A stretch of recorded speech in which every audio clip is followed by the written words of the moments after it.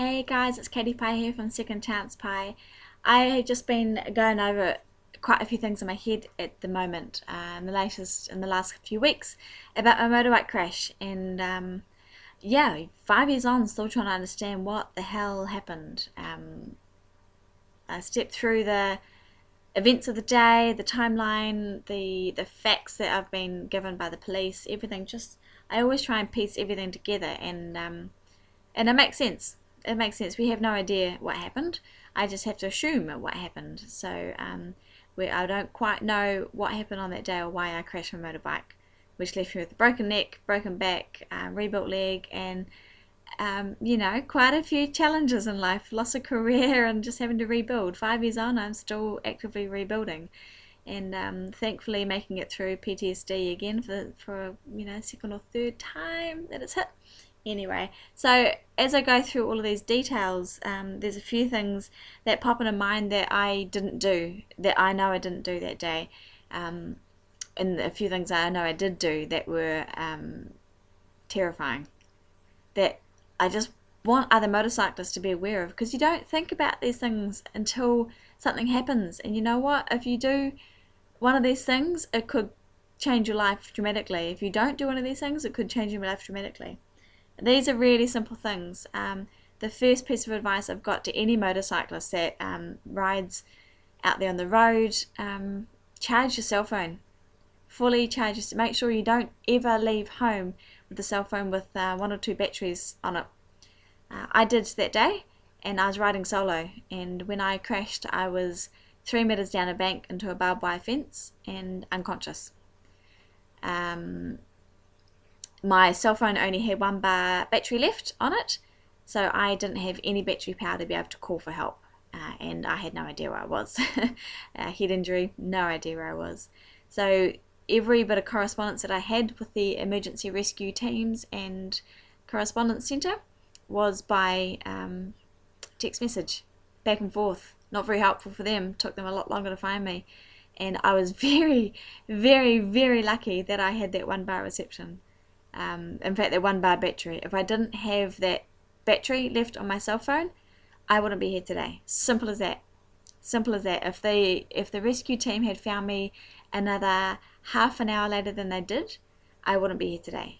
They found me just in the nick of time when my body was shutting down, and I was in shock, dreadfully in shock, and my open leg wound was really bad and bleeding down to the bone, and I'd lost a lot of blood, and I was starting to shut down from the cold. Dead of night, cold night. Battery, charge your phones, guys. Simple rule. And you think, well, I'm not going to crash. Yeah, no shit. I don't think I was going to crash either. I'm actually not a useless rider, despite what the world might think about me out there. But I did. I didn't plan the events of the day. I don't know what happened, but I ended up down a bank. Charge your cell phone, because I can guarantee you that is what's going to save your life. You can call for help. You can receive calls from help. You can use GPS, all of those things. 1 battery. Managed to have enough battery to take a selfie of me lying in the grass there with a broken neck. So yeah, what a waste of battery that was. But obviously the head wasn't quite on the case on the day. Another piece of advice as a motorcyclist is, of course, gear up. All the gear all the time. People will take that as they want, and it's not everyone's cup of tea, but you know what? Gear saved my life. I didn't plan to crash, and that is the important thing, is you don't plan this. You don't plan it, and if you're a good rider, yes, you should be able to avoid it. Yes, I should have been able to take that corner easily, and I've taken it many times since. Yes, I should have stayed on the road, kept upright, and not been in that situation, but I didn't. I went down the bank, I got my leg torn open by a barbed wire fence, I broke my neck and my back, and I lay there for 6 hours waiting for rescue. So shit does happen, sometimes beyond our control, that we don't quite understand why it's happened. Obviously, it's on me. I'm the only person involved. I was a rider that crashed. I don't know what I did. But, yeah. So gear up. I was only wearing Kevlar jeans on the day. I still own Kevlar jeans, but if I'm going on a proper fun ride, through some twisties and having a bit of fun, I wear my leathers, my full leathers with my knee pads and my protection, everything, my 2-piece leathers. My leg has been one of my biggest injuries. It's 5 years on, and the pain on my leg often sends me to tears. It is excruciating, absolutely excruciating. I've got metalwear through the lower half of my leg. Now metalwear on its own isn't necessarily painful, but I tore right through to all of the nerves and the muscle down to the bone. And you imagine the whole lower leg torn open from flesh down. That's what I did. A beautiful shark bite through my leg, down to the bone, through all the nerves. The damage on the nerves is huge, and the pain that I feel of the muscles and things catching on the pins in the metalwear, excruciating. And it's still swollen, and it's still full of fluid 5 years later, and if I was wearing leathers, that wouldn't have happened. Simple as that. The leathers wouldn't have torn. Kevlar jeans, they might help you slide on gravel and help you with road rash, but they bloody tear. I tell you, catch it on bar by a fence, ripped it right up my leg, and my whole leg was exposed and torn apart. So I could do without that leg injury, and I could do without that for the rest of my life, but I have it, and it's something that I work with, and I don't let it stop me. But I now wear leathers most of the time, so it's everyone's choice. It is everyone's choice. Always, if you ride solo, it is really, really important to tell someone where you're going, or have someone at least know that you're out, to know to expect you back at a certain time. The two things that saved me that day is having a bar battery on my cell phone and being able to correspond with the comm centre and help them to find me. 6 hours down the bank, 6 hours waiting for rescue. And also the sheer fact that I had arranged to meet a mate at the pub on my way home after my ride saved me. I live alone. I don't have flatmates or family around me. No one knew I was out riding except my friend who I was meeting at the pub. I was unconscious when I crashed. My helmet was off. I don't know if I took it off or if it came off. I seem to have this thing in the back of my head thinking I didn't do my helmet up and it's come off. I don't know why I have that, but it makes sense. But I don't think I could have taken my helmet off with a broken shoulder and a broken arm and a broken neck. I don't know if I could have. And my visor was found about 30 meters away from where I was lying with my helmet. So details still very vague, but because my friend knew that I was supposed to be at the pub to meet him, he has messaged me to say, dude, where are you? I've been unconscious. But I have also had my cell phone on vibrate, sound with vibration, in my jacket pocket.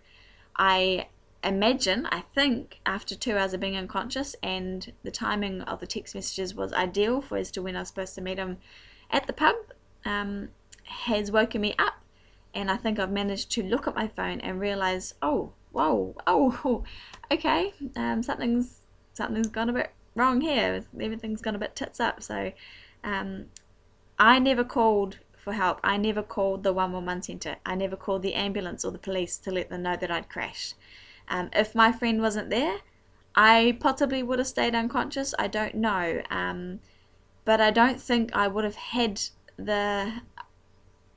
I don't think I would have called the 111 centre, because he messaged me and he's come out looking for me for an hour first, because I don't think I've played it up as to much of a big deal.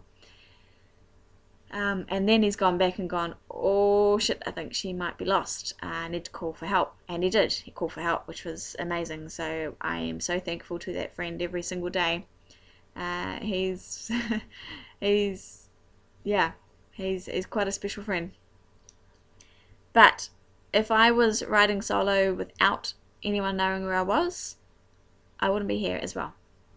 I was so close to not making it. So now when I go riding solo, I flick someone a message that I'm going. Don't know necessarily where I'm going, but what kind of direction. I will let someone know that I'm out riding, because that they all now know to check that I'm at home. It's crazy. There's so much to it, I know, and you kind of think, well, I don't need to do that because I'm not going to crash. I'm sorry, but no one plans to crash. And I know, as a rider who has been through this, and initially I had blame for the road conditions and for the 90-degree sharp turn on a blind brow of the hill, for the power lines going straight ahead when the road turns sharp right and there's no signage that it's about to turn and it's blind brow. I blamed all of that to begin with. I blamed my bike for being too high and not being able to touch the ground and not having the confidence to, there was every excuse under the sun when I first had my crash.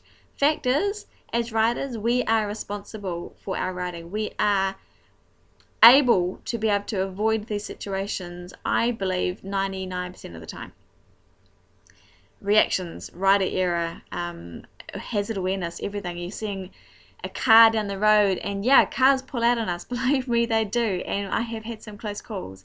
We've all had some close calls, and some people have been very unlucky with those close calls that have actually ended up knocking them off on their bikes, and some haven't made it as a result. So that's the risk we take as riders. But to put that blame on the car solely, I disagree. I really do disagree. As riders, we are responsible for our riding. We need to see that car could pull out on us. We need to be ready to react. We need to have our escape path planned and everything running through our minds so that when something happens, we react correctly and in time. So, yeah, there's a lot that I could have done differently. And lastly, I have to assume that I was riding tired. I have to assume that I had very low blood sugar, and I think I either fell asleep on the bike or I've blacked out. Those are the only two explanations I have been able to come to as a conclusion from all of the research from the police and investigation team and the serious crash unit. I never got any warning from the police. They blamed it on the road conditions, but I don't accept that, because everyone else can get around that corner, why couldn't I? I take responsibility for riding tired. I was working 2 jobs at the time. I was going through a really stressful time, losing my house and walking away from an 8-year relationship, and I was working 2 jobs to try and keep up with the finances of trying to sell a house that wouldn't sell and living in another place, and just, a really, really hard time. And I was free of it by 3 days, and the relief was over the moon. I remember being the happiest I've ever been in my entire life on that day, riding my new motorbike. But I'd also gotten home at about 2 or 3 o'clock in the morning from work, and I'd had a few hours sleep, which is fine. But because I'd just done a month's worth of 2 jobs, getting home at ridiculous hours, I have to assume I was ridiculously tired. It was about midday that I went out riding, and I didn't crash until about 4:30 that day. But I hadn't eaten either. I hadn't had anything to eat, so I was riding tired on a new motorbike, nothing to eat, coming through a stressful situation.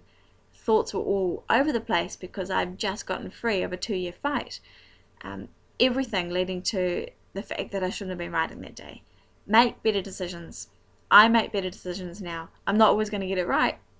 I do make mistakes too, but I acknowledge those mistakes when I make them. And as a rider, charge your cell phone. Tell someone where you're going. Really important.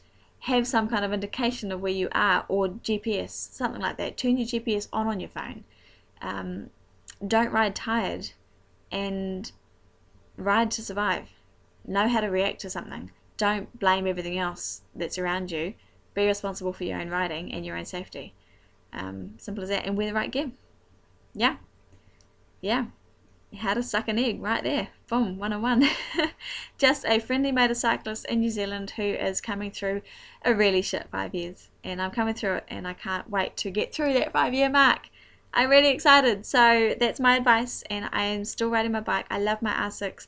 I can't wait to tour properly with it overseas. I'll take my bike with me, and I'm going to do some proper adventure, and I look forward to meeting some people on the way. I'm really excited. I'm a few years away from that yet, but the operation rebuild continues. But I ride with my head now.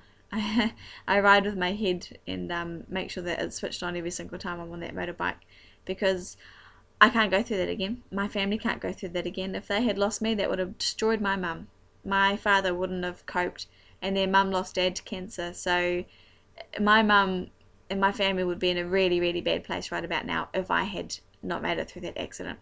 I did. I'm here. I'm live. I'm walking. I'm talking. I'm not disabled. I'm not paralyzed.